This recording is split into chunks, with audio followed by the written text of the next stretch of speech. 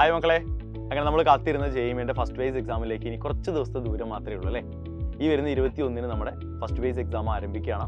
അപ്പോൾ already admit കാർഡൊക്കെ നിങ്ങൾ എടുത്തിട്ടുണ്ടാവുമെന്ന് എനിക്കറിയാം. 21, 22, 23, 24 തീയതികളിലുള്ള എക്സാമുകൾ എഴുതാൻ പോകുന്ന ആളുകൾക്കുള്ള അഡ്മിറ്റ് കാർഡ് കഴിഞ്ഞ ദിവസം NTAയുടെ ഒഫീഷ്യൽ വെബ്സൈറ്റിൽ റിലീസ് ചെയ്ത വിവരം നിങ്ങൾ എല്ലാവരും അറിഞ്ഞിട്ടുണ്ടാവും. അതെല്ലാവരും ഡൗൺലോഡ് ചെയ്തെടുത്തിട്ടുണ്ടാവുമെന്ന് എനിക്കറിയാം.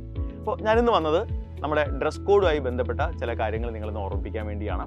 അപ്പോൾ JEE നമ്മൾ പോകുന്ന സമയത്ത് നമുക്കറിയാം, ഏത് കോമ്പറ്റേറ്റീവ് പരീക്ഷയ്ക്ക് പോകുമ്പോഴും നമ്മളെപ്പോഴും പറയുന്ന കാര്യങ്ങൾ ഏറ്റവും സിമ്പിളായിട്ടുള്ള വസ്ത്രങ്ങൾ ധരിക്കുക, ഏറ്റവും സിമ്പിളായ ഡ്രസ്സുകൾ ധരിക്കുക എന്നുള്ളതാണ്. ഓക്കെ, വലിയ ആർഭാടങ്ങളൊന്നും ഇല്ലാത്ത വലിയ എന്താ പറയുക, അപ്പോൾ നമ്മൾ പാൻറ്റൊക്കെ യൂസ് ചെയ്യുന്ന സമയത്ത് ഒരുപാട് പോക്കറ്റ്സ് ഒന്നും ഇല്ലാത്ത പാൻറ്റുകൾ യൂസ് ചെയ്യുക. അതുപോലെ തന്നെ വലിയ ബട്ടൺസ് ഇല്ലാത്ത ഡ്രസ്സുകൾ യൂസ് ചെയ്യുക. അതിപ്പോൾ ആൺകുട്ടികളാണെങ്കിലും പെൺകുട്ടികളാണെങ്കിലും ഞാൻ എപ്പോഴും പറയാം, ഒരു സിമ്പിൾ ടീഷർട്ടും ഒരു സാധാരണ ട്രാക്ക് സൂട്ട് പോലത്തെ ഒരു സാധാരണ പാൻറ്റും ഇട്ട് പോകണം എന്നാണ് ഞാൻ എപ്പോഴും പറയാം. ഓക്കെ, അതെല്ലാം നിങ്ങൾക്ക് ജീൻസ് ഉപയോഗിക്കണമെങ്കിൽ ജീൻസ് ഉപയോഗിക്കാം. പക്ഷേ നേരത്തെ പറഞ്ഞ കാര്യങ്ങൾ മനസ്സിൽ എപ്പോഴും ഉണ്ടാവണം.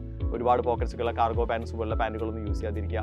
വലിയ ബട്ടൺസ് ഉള്ള ഡ്രസ്സുകൾ ഒഴിവാക്കുക പരമാവധി. എപ്പോഴും സിമ്പിളായിട്ട് ഡ്രസ്സ് ചെയ്യുക കേട്ടോ. ആൻഡ് അതിനൊപ്പം പറയേണ്ട ഒരു കാര്യം, നമ്മളിപ്പോൾ ഫുൾ സ്ലീവ് ആയിട്ടുള്ള ഡ്രസ്സുകൾ പരമാവധി ഒഴിവാക്കുന്നതാണ് നല്ലത്. ഹാഫ് സ്ലീവ് ഡ്രസ്സുകളാണ് എപ്പോഴും നമ്മൾ പ്രിഫർ ചെയ്യുന്നത്. അതൊന്ന് ഓർത്ത് വെക്കുക നിങ്ങൾ. രണ്ടാമത്തെ കാര്യം എന്ന് പറയുന്നത് ചെരുപ്പിൻ്റെ കാര്യമാണ്. അപ്പോൾ നമ്മളെല്ലാവരും മിക്കവാറും പുറത്തൊക്കെ പോകുന്ന സമയത്ത് ഷൂ ഇട്ട് പോകുന്ന ആളുകളാണ് അല്ലേ. പരമാവധി നമ്മൾ ഷൂ ഒഴിവാക്കുന്നതായിരിക്കും നല്ലത്. ഒരു സിമ്പിൾ ചെപ്പൽ യൂസ് ചെയ്യുക. ഇനി ഷൂ ഇട്ടിട്ടേ പോകുമെന്ന് നിർബന്ധമാണെങ്കിൽ വലിയ കട്ടിയുള്ള സോളുള്ള ഷൂ ഒന്നും യൂസ് ചെയ്യാതിരിക്കുക. അല്ലെങ്കിൽ ഭയങ്കര ഹീലുള്ള ചെരുപ്പുകൾ, പെൺകുട്ടികളാണെങ്കിൽ ഭയങ്കര ഹീലുള്ള ചെരുപ്പുകളൊക്കെ പരമാവധി ഒഴിവാക്കുക. ഒരു സിമ്പിളായിട്ടുള്ള സാധാരണ ചെരുപ്പിട്ട് പോകാൻ നിങ്ങൾ എപ്പോഴും ശ്രദ്ധിക്കുക. ഇനി ഏറ്റവും പ്രധാനപ്പെട്ട കാര്യം, ഓർണമെൻറ്റ്സ് ഉപയോഗിക്കുന്ന ആളുകളാണെങ്കിൽ ഒരു തരത്തിലുള്ള മെറ്റൽ പാർട്സും നമ്മുടെ ബോഡിയിലില്ല, നമ്മുടെ ഡ്രസ്സിലില്ല എന്ന് ഉറപ്പ് വരുത്തിയിട്ട് വേണം നിങ്ങൾ എക്സാം സെൻറ്ററിലേക്ക് കയറാനായിട്ട്. കാരണം സെക്യൂരിറ്റി ചെക്കിങ്ങിൻ്റെ സമയത്ത് ഇതെല്ലാം എന്ത് ചെയ്യും, അവിടെ ഐഡൻറ്റിഫൈ ചെയ്യപ്പെടുകയും അത്രയും സമയം നമ്മുടെ നഷ്ടമാവുകയും നമ്മൾ കുറേ കൂടി പാനിക് ആവുകയും ചെയ്യും. കാരണം നമ്മുടെ സെക്യൂരിറ്റി ചെക്കിങ് ഒരുപാട് സമയം നീണ്ടു നിൽക്കുമ്പോൾ സ്വാഭാവികമായിട്ട് നമ്മൾ പാനിക് ആവും. പരീക്ഷാ ഹാളിൽ എത്തുമ്പോൾ നമ്മൾ ആ ഒരു പാനിക്ക് നമ്മളെ തീർച്ചയായിട്ടും നമ്മുടെ എക്സാമിനെ ബാധിക്കുകയും ചെയ്യും. അപ്പോൾ മെറ്റലായിട്ടുള്ള ഒന്നും നമ്മുടെ ബോഡിയിൽ ഇല്ല എന്ന് ഉറപ്പ് വരുത്തുക കേട്ടോ. ബെൽറ്റ്, അതുപോലെ തന്നെ പേഴ്സിൽ എന്തെങ്കിലും മെറ്റാലിക് ആയിട്ടുള്ള സംഗതികളുണ്ടെങ്കിൽ അത്, ആൻഡ് വാച്ച്. ഏറ്റവും പ്രധാനപ്പെട്ട കാര്യം, വാച്ച് നിങ്ങൾ ഒരു തരത്തിലും കൊണ്ടുപോകേണ്ടതില്ല എന്നുള്ളതാണ്. കാരണം കമ്പ്യൂട്ടർ ബേസ്ഡ് എക്സാം ആണ്. അപ്പോൾ സമയം അറിയാൻ വേറെ പ്രത്യേകിച്ചൊരു ഡിവൈസിൻ്റെ ആവശ്യമില്ല. അപ്പോൾ വാച്ചുകൾ ഒഴിവാക്കുക.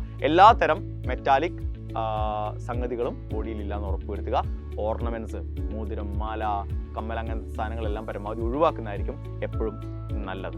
ഓക്കെ, അതുപോലെ നമ്മുടെ മുടി അല്ലെങ്കിൽ തല കവർ ചെയ്യുന്ന രീതിയിലുള്ള തൊപ്പികൾ, ബാക്കിയുള്ള സാധാരണ വെറുതെ ഉപയോഗിക്കുന്ന ഗ്ലാസുകൾ, നമ്മൾ കാഴ്ചശക്തി കുറവുള്ള ആളുകളല്ലാതെ തന്നെ ഉപയോഗിക്കുന്ന ഗ്ലാസുകൾ, അത്തരം എക്സ്ട്രാ ഫിറ്റിങ്സ് ഒക്കെ പരമാവധി ഒഴിവാക്കുക എന്നുള്ളത് ശ്രദ്ധിക്കുക. ഇനി മറ്റൊരു കാര്യം എന്ന് പറയുന്നത്, നിങ്ങളിപ്പോൾ മതപരമായിട്ടുള്ള രീതിയിൽ ഡ്രസ്സ് ധരിക്കുന്ന ഒരാളാണെങ്കിൽ പരമാവധി ഫേസ് കവർ ചെയ്യാത്ത രീതിയിലുള്ള ഡ്രസ്സുകൾ ധരിക്കുക. ഇനി അതല്ല എങ്കിൽ നിങ്ങൾ എന്ത് ചെയ്യണം, കുറച്ചുകൂടി നേരത്തെ അവിടെ സെക്യൂരിറ്റി ചെക്കിങ്ങിന് വേണ്ടി കുറച്ചുകൂടി നേരത്തെ, ആൾമോസ്റ്റ് ഒരു 1 hour മുമ്പെങ്കിലും അവിടെ എത്തുന്നത് നല്ലതായിരിക്കും. കാരണം നേരത്തെ പറഞ്ഞ അതേ കാരണം തന്നെയാണ്, ഒരുപാട് സമയം നമ്മുടെ സെക്യൂരിറ്റി ചെക്കിങ് നടന്നു കഴിയുമ്പോൾ നമ്മൾ ഓട്ടോമാറ്റിക്കലി നമ്മൾ പാനിക് ആവും. അത് നമ്മുടെ പരീക്ഷയെ ഭയങ്കര മോശമായിട്ട് ബാധിക്കുകയും ചെയ്യും. അപ്പോൾ ഡ്രസ് കോഡിൻ്റെ കാര്യങ്ങളാണ് പറഞ്ഞത്. ജസ്റ്റ് ഒന്ന് ബ്രീഫ് ചെയ്യാം. ഏറ്റവും സിമ്പിൾ ആയിട്ടുള്ള ഡ്രസ്സുകൾ ധരിക്കുക. സിമ്പിൾ ടോപ്പ് അല്ലെങ്കിൽ സിമ്പിൾ ടീഷർട്ട് ആൻഡ് ഒരു സിമ്പിൾ ആയിട്ടുള്ള പാൻറ്റ്. ചെരുപ്പിൻ്റെ കാര്യം, സിമ്പിളായിട്ടുള്ള ഒരു ചെരുപ്പ് ധരിക്കുക. ഷൂ പരമാവധി ഒഴിവാക്കുക.